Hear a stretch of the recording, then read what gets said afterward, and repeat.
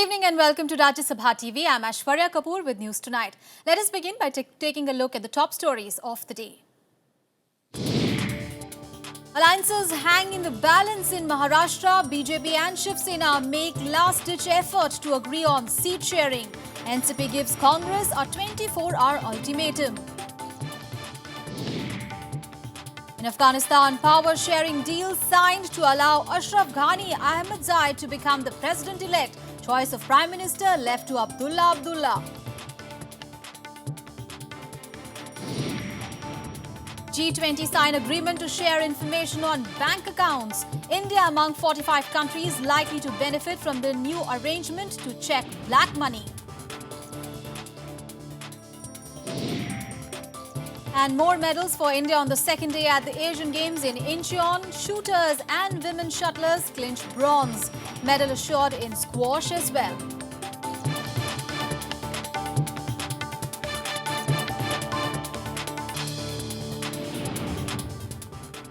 Let us begin with the day's big story. Squabbling over seat sharing between BJP and Sena showed no signs of resolution on Sunday. BJP turned down Sena's new offer and called for a dialogue to iron out their differences on the issue. The Central Election Committee of the BJP met in Delhi later in the evening to discuss the possible ways to end the impasse. BJP and Sena are trying to make last-ditch efforts to salvage their alliance in Maharashtra for the upcoming assembly polls. On Sunday, Sena Chief Uddhav Thackeray offered a final seat-sharing offer to BJP, keeping 151 to his party and 119 to the ally. म्हणजे शिवसेना हा जर का formula झाला तर शिवसेना 151 लढेल. 18च्या 18 जागा या शिवसेनेच्या गेल्यानंतर कोट्यातनं गेल्यानंतर भाजप एकही जागा कमी होत नाही याची जबाबदारी माझी. 119 भाजपला मी देतो.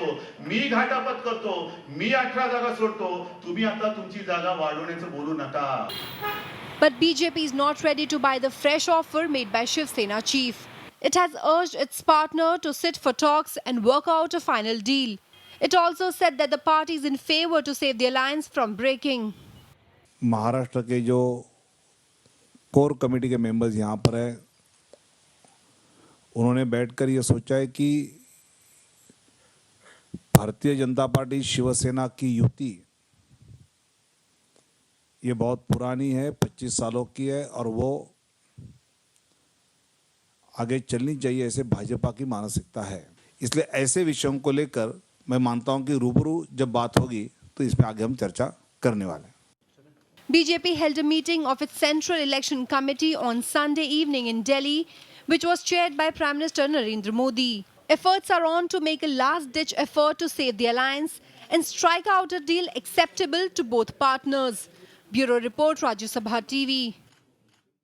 Now, while the BJP and Sena debate over their seat sharing in the forthcoming assembly polls in Maharashtra, the ruling Congress-NCP alliance isn't at ease either. Deadlock continues after NCP gave Congress time till Sunday to finalize the deal. Now, NCP has demanded 144 seats after rejecting Congress's offer of 104 seats.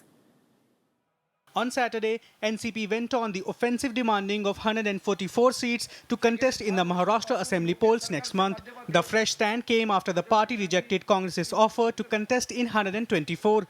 NCP decided to keep their options open and leave the ball in Congress's court to decide the future of the alliance. Congress ये ना समझे कि हम उन पर depend कर रहे हैं. हमारी अपनी ताकत है, हमारे 288 उम्मीदवार भी तैयार हैं और हम दोनों विकल्पों के लिए तैयार हैं. शरद पवार का अस्तित्व, शरद पवार का जो व्यक्तित्व है महाराष्ट्र में, वो जितने भी नेता हैं, चाहे वो कांग्रेस के कहिए, भारतीय जनता पार्टी के कहिए, शिवसेना के कहिए, उन सबसे बहुत ऊपर है. Congress has not come out with its decision yet. As the deadlock continues, NCP leader Praful Patel said the core committee meeting of NCP will take place on Monday. He is also likely to meet Chief Minister Prithviraj Chavan on Monday over the issue. Meanwhile, Congress leaders in the state do not sound in any mood to give in to NCP's demand. However, the party also said it does not want the alliance to break. Alliance के बारे में जो चर्चा है तो वो हमारे high command जो है एक दूसरे के साथ चर्चा करी. उन्होंने प्रस्ताव रखा है, लेकिन प्रस्ताव को उस तरीके से एनसीपी की तरफ से कोई रिस्पांस उसको नहीं मिल रहा है. तो हम कांग्रेस के तरफ से 288 जगह लड़ने के लिए हम लोग तैयार हैं और हम समझते हैं आज सत्ता हमारी है, महाराष्ट्र में कांग्रेस का मुख्यमंत्री है, आगे भी कांग्रेस का मुख्यमंत्री रहेगा। In the 2009 assembly polls, Congress had won 82 seats against NCP's 62. However, in the recent Lok Sabha elections, Congress lost a fair bit of ground in the state, winning only 2 seats, while NCP won 4. With a better poll record in recent times, NCP hopes to clinch the deal of equal seat sharing. Bureau Report, Rajya Sabha TV. And in other news, flood-ravaged Jammu and Kashmir has started the uphill task to rebuild and rehabilitate. Scarcity of drinking water is still a major problem in the valley. The rescue teams are busy restoring road links to send victims home. But a lot remains to be done in the post-flood scenario.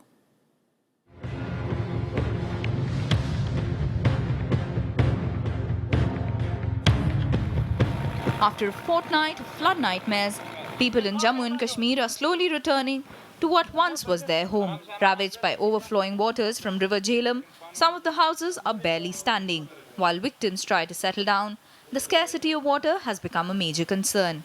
हाँ बहुत नुकसान हो गया सामान का एक मंजिल तक पानी आया अंदर सारा खराब हो गया अंदर से और बाहर से भी खराब हो गया सारा Receding floodwater in Srinagar has left behind a trail of destruction. The streets of Srinagar look like garbage, strewn of dead animals, belongings and other floating debris, rotting away, raising fears of waterborne diseases. It remains one of the biggest challenges for the authority to clean it up. Health services in the state have also been badly hit by the floods.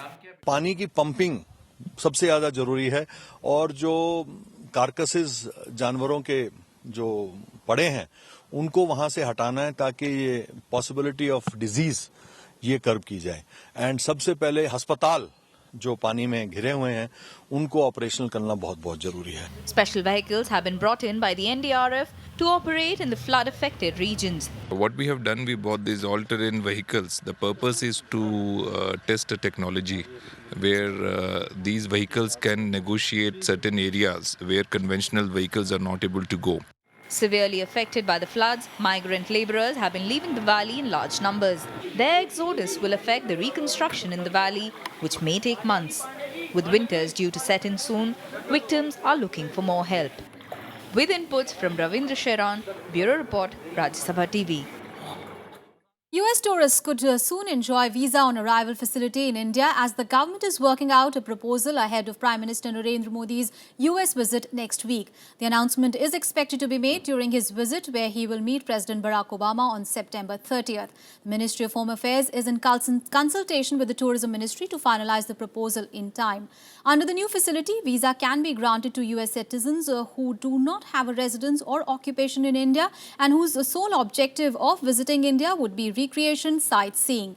The stay limit is expected to be 30 days. Now, robust patent procedures are one good way to bring down patent infringements in the country. The government is trying to do just that by revisiting its guidelines for companies that are seeking intellectual property rights in pharmaceuticals. Here are the details.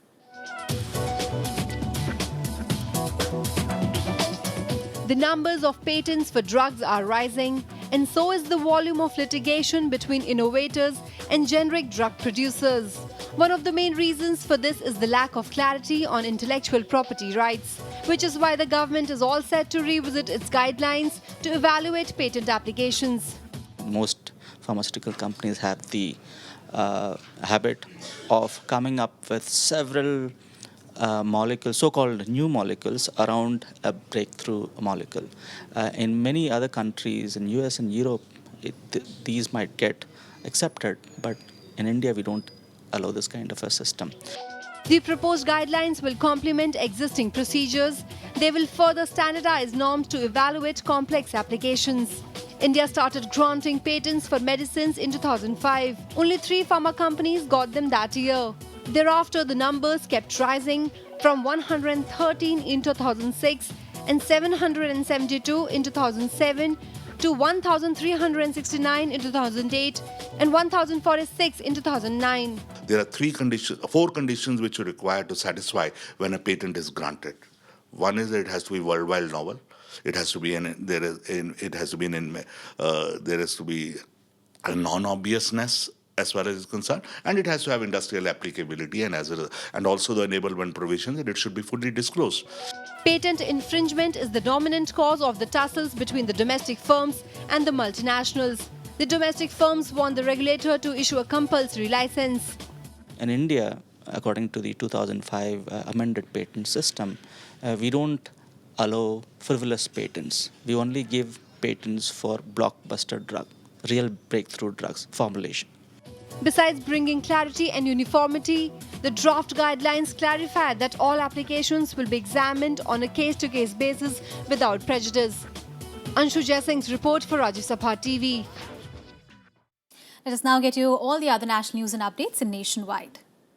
The government's draft policy on air connectivity to regional and remote areas has run into opposition from major airlines. They include the proposed Tata Singapore Airlines carrier, Vistara and various business jet operators. The Civil Aviation Ministry had released the revised draft policy last month.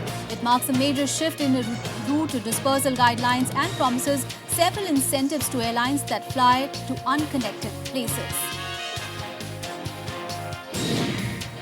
The Election Commission has clarified that people in preventive detention can vote through postal ballot.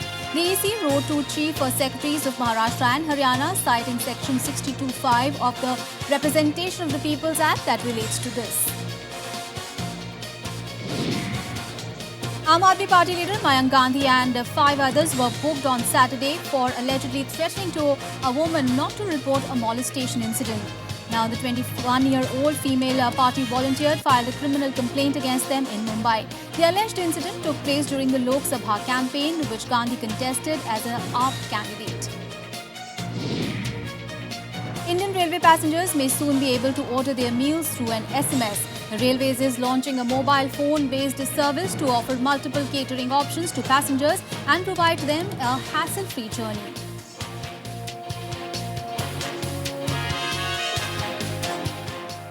All right, we'll take a very short break here. Coming up ahead, family of a UK hostage pleads for his release from Islamic State's captivity. We have all the details after a short break.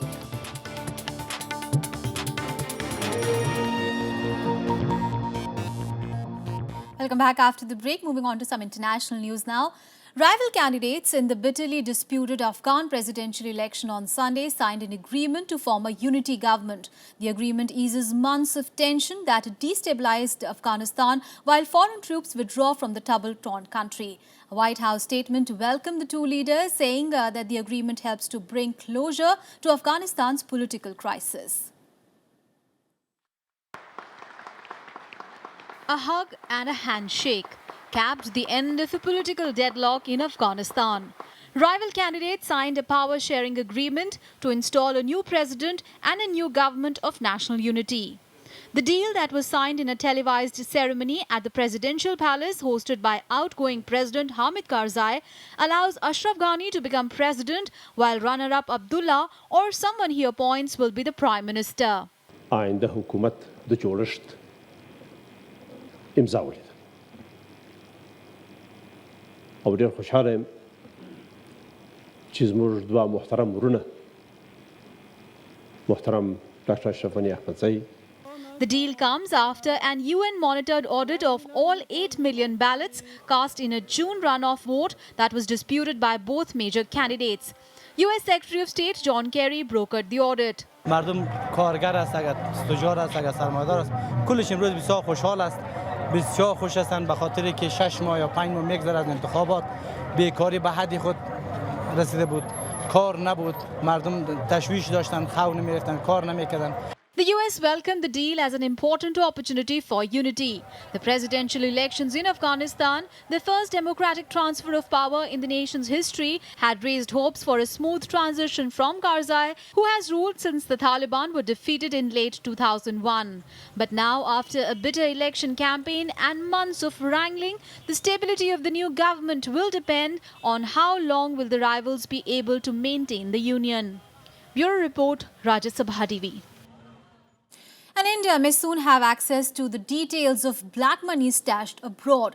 G20 countries have agreed to start exchanging tax information automatically in an effort to erode the global tax evasion. From 2017, information will be exchanged under that common standard to send a strong deterrence message against tax cheats. Now, 45 countries, including India, are expected to be part of the early adopters of this policy. We have endorsed far-reaching initiatives which will arm our tax authorities with the information they need to identify tax evaders through the automatic exchange of information using a common reporting standard. We agreed to begin exchanging information through use of the CERS commencing from 2017. This G20 initiative could be a major gain for Indian authorities trying to recover black money stashed abroad, or at least find out the names of those who have evaded tax by amassing wealth in foreign banks. For governments around the world, the move will be the latest success in the fight against illicit wealth. It will also help India secure information that several countries were earlier denying, citing local secrecy laws. And this will send a strong deterrence message to tax cheats with immediate effect. We're urging other jurisdictions, particularly financial centres, to match our commitment. 45 countries, including India, Mauritius and Switzerland, are likely to be early adopters of the deal. The deal will allow automatic exchange of bank information by countries, including bank balance and income during a year. Countries may also access older data on request. This is about making it possible for the system to talk to itself. And therefore, that, as Treasurer said, no place to hide for the case of individuals who want to go to a tax haven in order not to pay taxes. In May this year, the NDA government decided to set up a special investigative team to probe black money. According to information shared by the government in Parliament during last session, the total deposit of Indians in Swiss banks was over 14,000 crore rupees by the end of 2013. However, the Swiss bank had informed it does not have a list of names. Bureau Report, Sabha TV.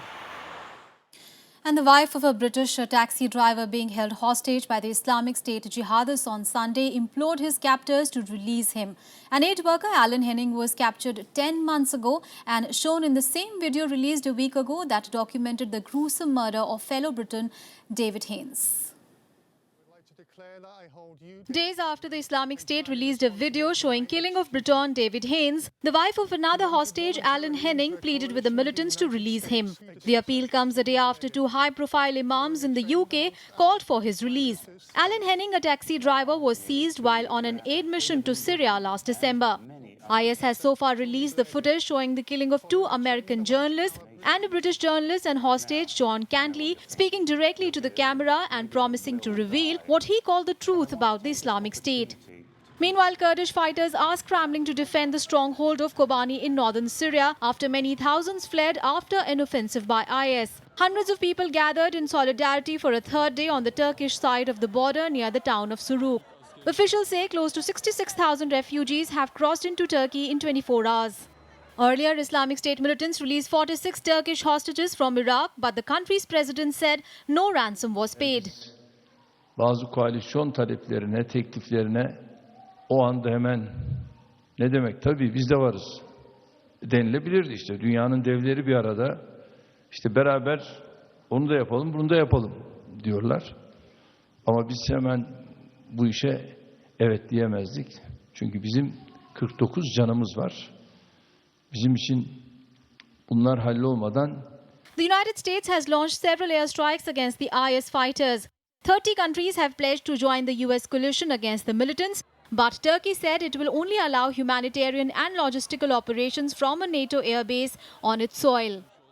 Bureau Report, Rajya, Sabha TV. And here is all the other international news and updates in Global Buzz. Sierra Leone is facing a 3-day lockdown to stop the worst outbreak of the Ebola virus that has killed over 5,000 people in West Africa this year. Today is the second day and the residents of the capital, Freetown, remained in their homes. Some people attacked the health workers, but most residents are showing a positive response to the lockdown. Nearly 30,000 health workers, volunteers and teachers are visiting every household of the 6 million people to educate them about the disease and isolate the sick. Around 562 people have died so far from the Ebola virus in Sierra Leone. Pope Francis arrived on Sunday in Albania on his European visit. Christians and Muslims thronged the capital to greet him on his one-day trip, in which he is expected to praise the religious harmony in what is mainly a Muslim country. Security has been tightened across the Balkan country after Islamic militants issued warnings against the visit. New Zealand's ruling National Party won the general election and stormed to a third term in the government. New Zealand Prime Minister John Key on Sunday said his steady handling of the fragile economy was the overwhelming reason for the centre-right National Party's historic third-time victory. This is the first time in 7 elections in New Zealand that a single party has won sufficient seats to govern alone. An unmanned rocket blasted off from the Cape Canaveral Air Force Station in Florida on Sunday to deliver a cargo ship to the International Space Station for NASA. The spaceship is loaded with more than 5,000 pounds of equipment, supplies and science experiments, including 20 live mice for medical experiments. We'll take a very short break here. Coming up ahead, more medals for India on day 2 at Incheon. We have all the details. Stay with us.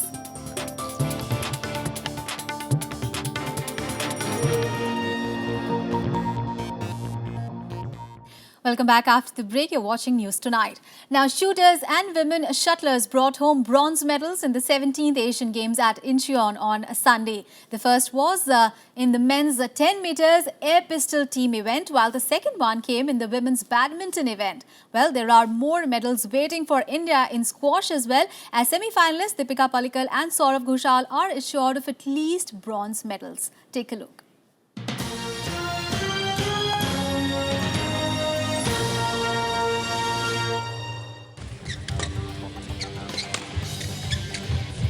Indian women shuttlers had to settle for a bronze in the team event as South Korea made its way to the finals. India lost 1-3, although Saina Nehwal gave the team a winning start, beating Yoon Sung 21-12, 10-21, 21-9. But thereafter, it was downhill. PV Sindhu lost the second game 14-21, 21-18, 21-13 to Jeonju Bae. In the doubles, India's N. Sikki Reddy and Pradnya Gadre also suffered a defeat at the hands of the Korean team. An exciting rally.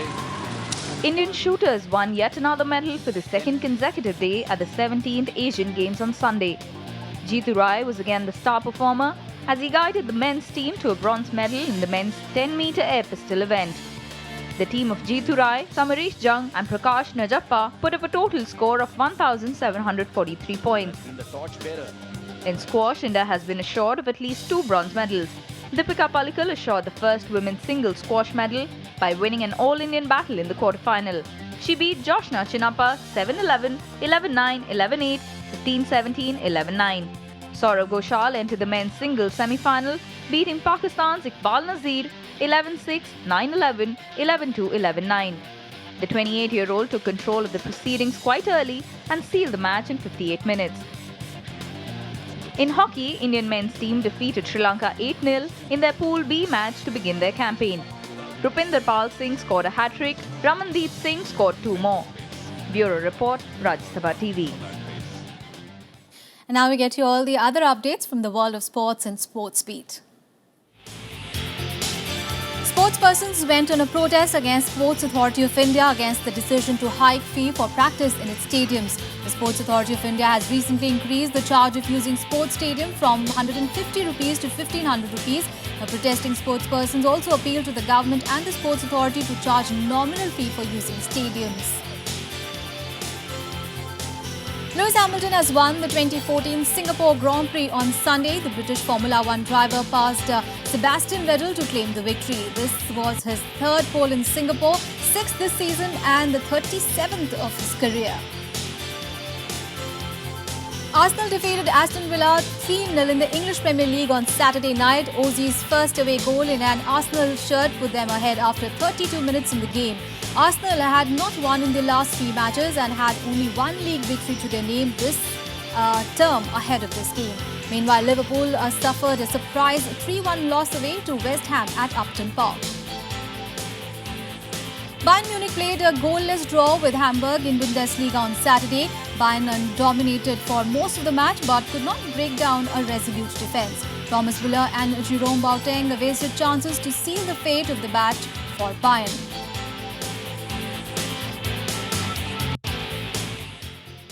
Well, that's all in this edition of news. Thanks for watching. Good night.